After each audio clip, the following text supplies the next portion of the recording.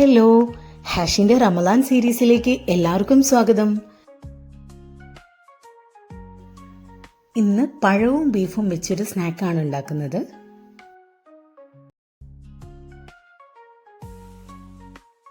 അതിനായി എല്ലില്ലാത്ത ബീഫ് കഴുകി വൃത്തിയാക്കി എടുത്തിട്ടുണ്ട്. ഇതിലേക്ക് ആവശ്യത്തിന് ഉപ്പ് ചേർക്കാം.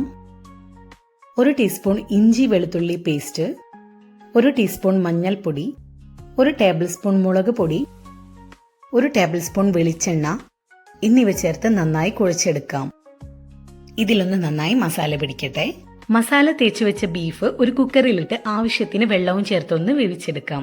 ഇതുപോലെ നന്നായി സോഫ്റ്റ് ആയിട്ട് വേണം ബീഫ് വേവിച്ചെടുക്കാൻ.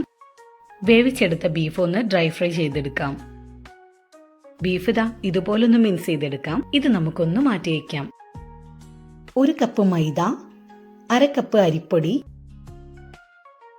1 ടീസ്പൂൺ ഈസ്റ്റ്, 1/4 ടീസ്പൂൺ ഉപ്പ്, 2 ടേബിൾ സ്പൂൺ പഞ്ചസാര, 1 ടീസ്പൂൺ മഞ്ഞൾപ്പൊടി എന്നിവ അല്പം വെള്ളവും ചേർത്ത് മിക്സ് ചെയ്തെടുത്ത് ഒരു ബാറ്റർ തയ്യാറാക്കിയെടുക്കാം.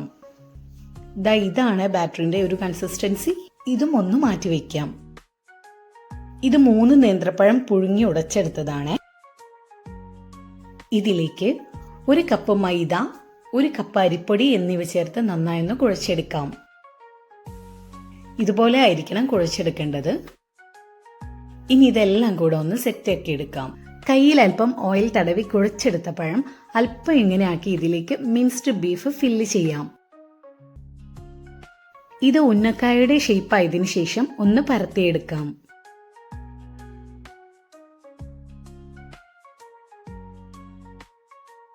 ഇത് ഈ ബാറ്ററിൽ മുക്കി ചൂടായ എണ്ണയിലിട്ട് പൊരിച്ചെടുക്കുക.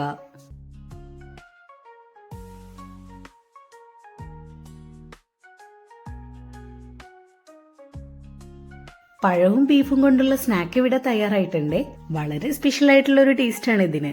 എല്ലാവരും ഒന്ന് തയ്യാറാക്കി നോക്കിയിട്ട് കമന്റ് ചെയ്യണേ. ലൈക്ക് ചെയ്യാനും ഷെയർ ചെയ്യാനും സബ്സ്ക്രൈബ് ചെയ്യാനും മറക്കണ്ട.